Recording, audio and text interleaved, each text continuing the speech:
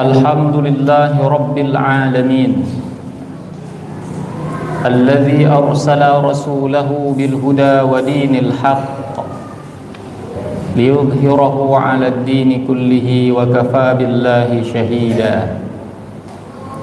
Ashhadu an la ilaha illallah wahdahu la sharika lah wa ashhadu anna Muhammadan abduhu wa rasuluhu alladzi la nabiyya ba'dah. Allahumma salli wa sallim wa barik ala nabiyyina Muhammad sallallahu alaihi wa sallama tasliman katsira wa sallallahu ala alihi wa sahbihi ajma'in. Amma ba'du, fa ya ibadallah ittaqullaha haqqa tuqatih wa la tamutunna illa wa antum muslimun. Faqala Allah ta'ala fi kitabihil karim, a'udzu billahi minasy syaithanir rajim. Bismillahirrahmanirrahim. Ya ayyuhan nasu ittaqu rabbakumul ladzi khalaqakum min nafsin wahidah wa khalaqa minha zawjaha wa batha minhuma rijalan katsiran wa nisaa'a wattaqullaha alladzi tasaaluna bihi wal arham innallaha kana 'alaikum raqiba. Sidang jamaah salat Jumat yang dirahmati Allah Subhanahu wa taala. Puji dan syukur kita panjatkan kehadirat Allah Subhanahu wa taala atas segala bentuk limpahan rahmat dan juga curahan nikmatnya kepada kita semua. Dan kemudian tak lupa salawat beriringkan salam semoga senantiasa tercurahkan kepada baginda Rasulullah Muhammad sallallahu alaihi wasallam. Begitu pula kepada para keluarga dan juga kepada para sahabatnya sekalian. Sidang jamaah yang dirahmati Allah Subhanahu wa taala, pada kesempatan kali ini khatib ingin mengajak diri khatib sendiri dan juga jamaah sekalian agar kita kembali mentadabburi ayat-ayat yang terdapat di dalam Al-Qur'an, yang di sana Allah Subhanahu wa taala memberikan kepada kita gambaran tentang tipikal manusia ketika mereka tertimpa musibah. Yang pertama, Allah Subhanahu wa taala menjelaskan kelompok pertama. Di dalam surah Al-An'am, Allah Subhanahu wa taala berfirman pada ayat ke-43, "Falaula idz ja'ahum ba'suna tadarra'u walakin qasat qulubuhum wa zayyana lahumusy syaitanu ma kanu ya'malun." Kelompok orang-orang seperti ini adalah ketika mereka tertimpa musibah, ketika mereka mendapatkan mara bahaya, ketika Allah Subhanahu wa taala memberikan kepada mereka peringatan, maka penderitaan yang mereka alami tidak membuat mereka mengambil pelajaran. Allah Subhanahu wa taala mengatakan, mengapa ketika Allah Subhanahu wa taala mendatangkan hukuman kepada mereka, pada saat itu mereka tidak memohon ampun kepada Allah Subhanahu wa taala dengan kerendahan hati. Artinya orang-orang ini adalah orang-orang yang sama sekali tidak mengambil pelajaran dari musibah yang menimpa mereka. Kenapa mereka tidak mau memohon ampun kepada Allah Subhanahu wa taala? Dikatakan pada kalimat berikutnya, wa zayyana lahumusy syaitanu ma kanu ya'malun. Karena mereka masih menganggap perbuatan-perbuatan yang mereka lakukan bukanlah perbuatan dosa. Mereka sama sekali tidak merasa melakukan kemaksiatan kepada Allah Subhanahu wa taala, dan mereka sama sekali tidak menyadari mara bahaya yang menimpa mereka itu disebabkan oleh perbuatan mereka. Sehingga jangankan memohon ampun kepada Allah Subhanahu wa taala, jangankan menyesali perbuatan-perbuatan kemaksiatan mereka, bahkan mereka tidak merasa melakukan perbuatan dosa kepada Allah Subhanahu wa taala. Orang-orang seperti ini merupakan orang-orang yang digambarkan di dalam Al-Quran menjadi seburuk-buruk manusia. Bahkan dikatakan oleh Allah Subhanahu wa taala mereka ini laksana binatang ternak. Di dalam surah Al-A'raf Allah Subhanahu wa taala berfirman, "Wa laqad dzara'na li jahannama katsiran minal jinni wal ins." Sungguh kebanyakan dari isi neraka jahanam itu berasal dari kelompok jin dan manusia. Apa sebabnya? Lahum qulubul la yafqahuna biha. Allah memberikan kepada mereka hati, tapi hati yang Allah berikan kepada mereka tidak mampu membuat mereka memahami apa yang mereka alami. Termasuk musibah yang menimpa mereka, tidak paham. Walahum adzanul la walahum a'yunul la yubsiruna biha. Mereka punya mata, mereka melihat betapa dahsyatnya bencana yang menimpa mereka, tapi apa yang mereka lihat tak kunjung menyadarkan mereka.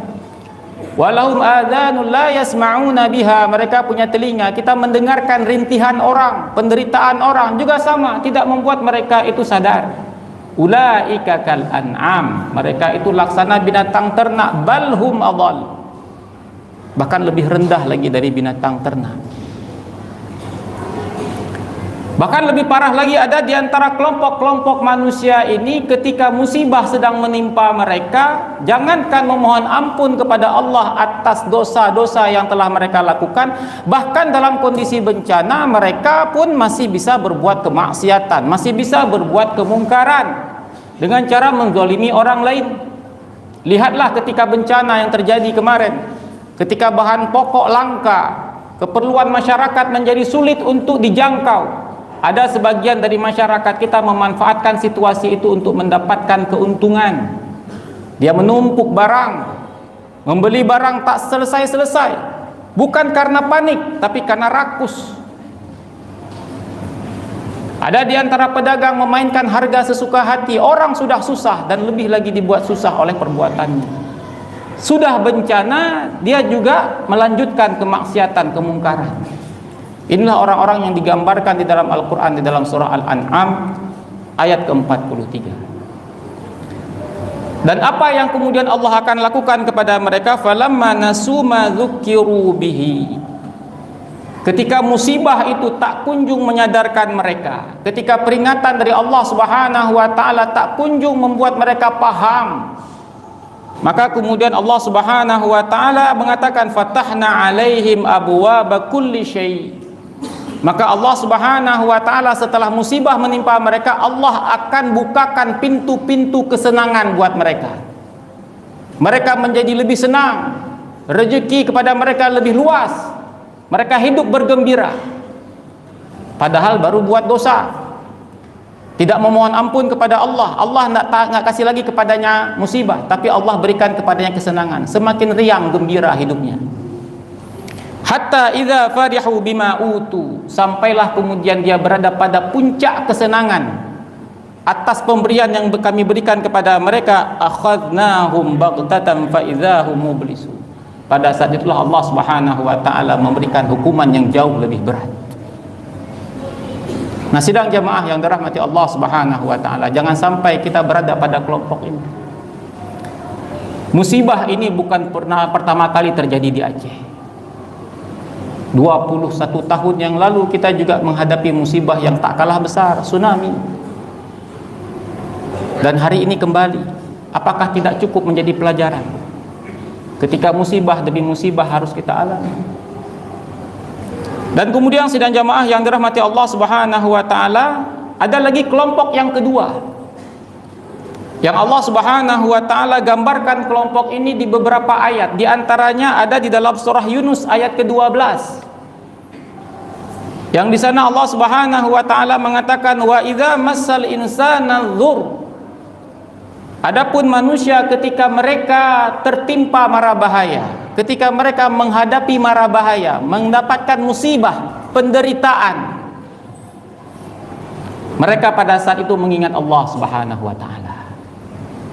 Digambarkan oleh Allah Subhanahu wa taala, da'ana li jambih. Mereka mengingat Allah Subhanahu wa taala, berdoa kepada Allah Subhanahu wa taala li jambih, dalam keadaan berbaring mereka ingat kepada Allah. Au qa'idan, dalam keadaan duduk dia mengingat Allah, berdoa kepada Allah. Au qa'ima, bahkan dalam keadaan berdiri pun dia mengingat Allah, berdoa kepada Allah Subhanahu wa taala. Apa yang dia minta kepada Allah? Agar Allah melindunginya, menyelamatkannya dari mara bahaya yang sedang dia hadapi. Kapan dia ingat Allah? Ketika dia sedang berada dalam mara bahaya, ketika dia sedang berada dalam kesulitan, dia ingat Allah Subhanahu wa taala. Dia berdoa kepada Allah. Bukan hanya di dalam solat, dalam keadaan berbaring, dalam keadaan duduk, dalam keadaan berdiri, dia ingat Allah Subhanahu wa taala, berdoa kepada Allah Subhanahu wa taala. Ada sebagian dari kita ketika kemarin tak kunjung berhenti hujan lebat, kita berdoa kepada Allah agar Allah tidak melanjutkan hujan ini, menghentikan hujan ini. Kenapa? Kita sudah kesulitan, air sudah masuk ke rumah-rumah, sulit sekali. Tapi kemudian apa kata Allah Subhanahu wa taala? Falamma kasyafna anhu dhurrahu. Ketika kemudian kami selamatkan mereka dari mara bahaya, kami hilangkan mara bahaya itu dari mereka. Marra ka'allam yad'una ila dhurrim massah. Mereka kembali lagi kepada kemaksiatan. Seolah-olah kemarin mereka tidak pernah berdoa kepada Allah. Seolah-olah kemarin mereka tidak pernah hidup susah. Jadi mereka ini yang digambarkan oleh Allah Subhanahu wa taala dalam surah Yunus ke-12 ini, mereka hanya sekedar mengingat Allah ketika hidupnya susah. Dan ketika hidupnya senang, maka dia tidak lagi mengingat Allah Subhanahu wa taala. Allah Subhanahu wa taala ulang lagi di dalam surah Al-Isra ayat ke-67. Kasusnya ini orang-orang yang menghadapi mara bahaya di tengah lautan. Wa idza massakumud dhurru fil bahr, ketika mereka itu ditimpa bahaya di lautan. Pernah kita naik kapal, kami pernah naik kapal di tengah laut, di tengah Samudra Hindia, badai besar, kapal goyang. Jangankan berdiri, duduk saja susah. Solat sambil duduk juga bisa jatuh. Muntah manusia berserakan di mana-mana. Orang sudah ketakutan, bahkan ada yang bernazar, ingat kepada Allah Subhanahu wa taala. Tidak ada tempat untuk meminta tolong pada saat itu. Di tengah malam hujan badai, di tengah lautan, lautan dalam yang luas. Tak tampak ada pulau, tak tampak ada daratan. Apa yang terjadi pada diri mereka? Dhalla man tad'una illa iyyahu. Pada saat itu hilang semuanya tempat mereka meminta tolong kecuali Allah Subhanahu wa taala. Falamma najjakum ilal bar, tapi kemudian ketika kami selamatkan kamu ke daratan, a'radtu, kamu kembali lagi berpaling, lupa bahwa kemarin sudah berada di ujung tanduk kehidupan. Ketika sampai ke daratan kembali tertawa, kembali bermaksiat, seolah-olah kemarin dia tidak pernah sulit. Dan semoga kita juga tidak masuk dalam kelompok yang kedua ini, Pak. Ketika kita hanya mengingat Allah Subhanahu wa taala dalam kondisi-kondisi yang sulit, tapi begitu cepat melupakan Allah Subhanahu wa taala ketika Allah Subhanahu wa taala menghilangkan kesulitan dari hidup kita. Dan kemudian ada kelompok yang ketiga. Semoga kita masuk ke dalam kelompok yang ketiga ini. Ketika mereka menghadapi musibah, ketika mereka menghadapi mara bahaya dalam bentuk apapun, mereka mengambil pelajaran dari musibah yang menimpa mereka. Ada banyak pelajaran dari sebuah bentuk musibah. Yang pertama, musibah itu bisa jadi peringatan dari Allah Subhanahu wa taala. Ketika musibah datang, mereka menyadari ini adalah peringatan dari Allah. Kita sudah terlalu lama lalai, kita sudah terlalu lama berkubang dalam kemaksiatan. Allah ingatkan. Maka musibah ini menjadi wasilah dia kemudian bertaubat kepada Allah Subhanahu wa taala. Memohon ampun kepada Allah Subhanahu wa taala, menyesali segala macam bentuk kemaksiatan yang pernah dia lakukan. Atau bisa jadi musibah ini merupakan ujian. ujian bagi dirinya. Kalau dia lulus, maka dia akan naik level, naik tingkat. Kemuliaannya akan dinaikkan oleh Allah Subhanahu wa taala, menjadi manusia yang terhormat di hadapan Allah Subhanahu wa taala. Dia mengambil pelajaran, sehingga ketika dia mengambil pelajaran dari musibah yang menimpa dirinya, maka dia akan mendapatkan begitu banyak keuntungan. Musibah itu pahit, tapi bagi orang-orang yang mengambil pelajaran, orang-orang yang memahami hikmah di balik musibah, maka musibah itu akan mendatangkan manfaat bagi dirinya dunia akhirat. Yang pertama, apa manfaat di balik musibah itu? Apa hikmah di balik musibah itu? Yang pertama tentu saja ampunan. Ketika kita sadar akan dosa kita, kita memohon ampun, dan Allah Maha Pengampun. Allah akan memberikan ampunan disebabkan kesabaran kita menghadapi musibah. Karena Nabi SAW mengatakan apa? Segala bentuk musibah yang melanda manusia, apapun bentuknya, apakah itu rasa sakit, apakah itu penyakit, apakah itu kegelisahan, apakah itu rasa sedih, bahkan tusukan duri, sakit dari tusukan duri itu akan menjadi asbab Allah Subhanahu wa taala menggugurkan dosa-dosanya. Kemudian manfaat yang kedua apa? Tentu saja pahala. Nabi SAW mengatakan bahwa ada di antara kelompok-kelompok manusia, kepada mereka Allah Subhanahu wa taala menginginkan hamba-hambanya ini itu memasuki surganya, surga Allah Subhanahu wa taala. Tapi ternyata ketika dilihat jumlah pahala dari ibadah-ibadahnya, pahala-pahala tersebut tidak mencukupi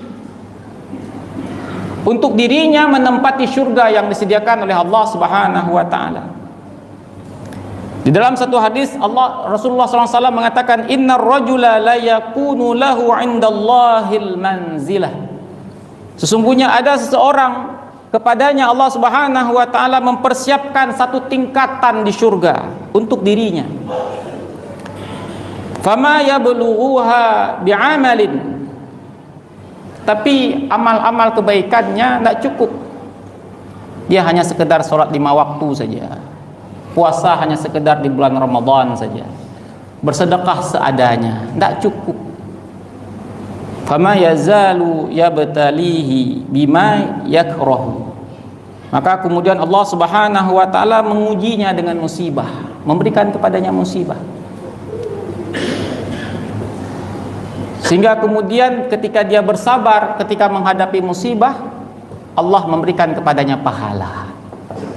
Jadi ada orang-orang yang nantinya pada hari kiamat masuk surga tidak dari akumulasi pahala-pahala sholatnya, tidak dari akumulasi pahala-pahala puasanya, tidak dari akumulasi pahala ketika dia berjihad di medan perang, tidak. Tapi Allah Subhanahu wa taala menyiapkan kepadanya sarana wasilah menuju surga Allah Subhanahu wa taala melalui musibah. Apakah ini bukan keuntungan namanya? Maka kesabaran itulah yang nantinya akan menyebabkan dia mendapatkan surga Allah Subhanahu wa taala. Dan di dalam Al-Qur'an ada begitu banyak Allah Subhanahu wa taala menyebutkan bahwa orang-orang yang bersabar itu mendapatkan fasilitas dari Allah Subhanahu wa taala. Di antaranya terdapat dalam surah Al-Furqan ayat ke-75. Ulaika yujzaunal ghurfata bima sabaru. Mereka itu akan diberikan balasan dengan tempat yang tinggi dalam surga Allah Subhanahu wa taala bima sabaru, disebabkan kesabaran mereka. Wa yulaqauna fiha tahiyyatan wa salama. Mereka itu akan disambut ketika mereka masuk ke dalam surga, mereka akan disambut tahiyyatan dengan penghormatan, wa salama, dan disambut juga dengan salam. Khalidina fiha, dan mereka itu kekal di dalamnya. Hasunat mustaqarra wa muqama. Surga itulah sebaik-baik tempat untuk menetap, sebaik-baik tempat tinggal. Apa yang menjadi asbab mereka menempati surga Allah Subhanahu wa taala? Kesabaran atas musibah yang menimpa mereka.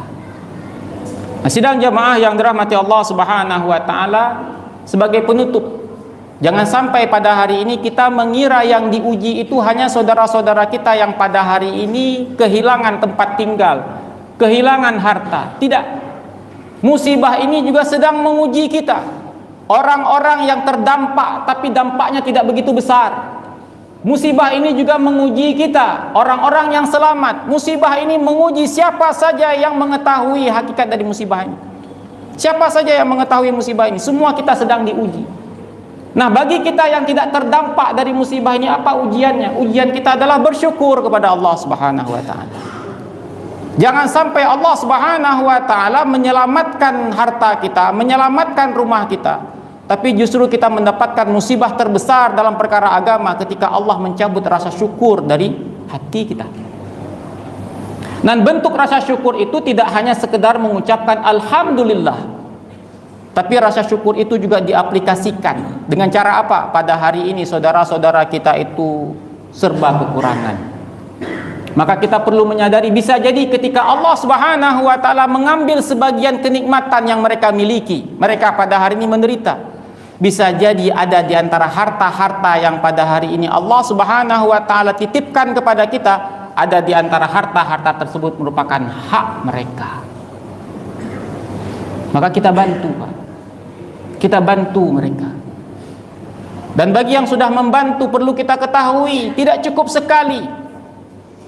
Per pekan hari ini, Pak, kami turun ke lapangan, kondisinya masih sangat-sangat memprihatinkan. Masih sangat-sangat memprihatinkan. Maka kita juga harus istiqomah, Pak. Tidak hanya sekali. Mari kita sisihkan penghasilan kita setiap bulan sampai kita pastikan mereka kembali mandiri.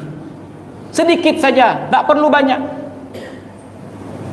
Bagi kita yang sudah mencapai nisab zakat, silakan kita salurkan, karena pada hari ini mereka bukan saja jatuh miskin, tapi mereka menjadi orang-orang yang fakir. Karena mereka tidak hanya kehilangan harta, mereka tidak hanya kehilangan rumah, tapi tidak sedikit di antara mereka kehilangan mata pencaharian, kehilangan pekerjaan. Dan hari ini mungkin ada di antara kita yang masuk ke dalam rumah airnya, tapi kita masih punya mata pencaharian. Gaji kita masih lancar tanggal 1 kemarin. Maka sadarilah bahwa di antara harta-harta yang Allah titipkan kepada kita, ada hak mereka. Fa'tabiru ya ulil absar la'allakum turhamun.